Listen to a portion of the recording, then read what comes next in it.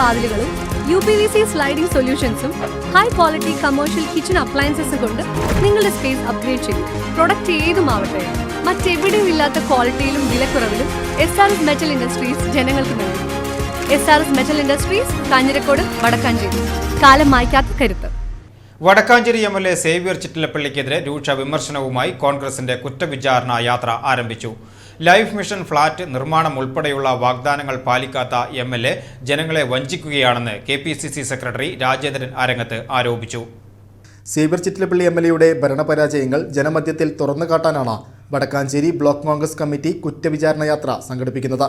ഉദ്ഘാടകനായ KPCC secretary Rajendran Arangath MLAയുടെ വാഗ്ദാനങ്ങൾ വെറും ജലരേഖയാണെന്ന് കുറ്റപ്പെടുത്തി.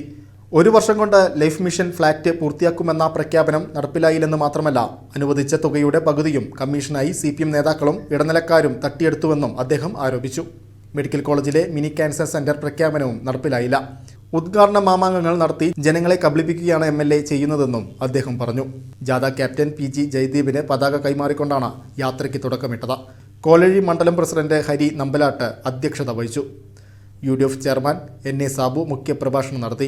K Ajith Kumar, Shahida Rahman, NR Satheesan, Jijo Kurian, PJ Raju, PN Vaishakh, Santhosh Kolazhy തുടങ്ങിയ നേതാക്കൾ സംസാരിച്ചു.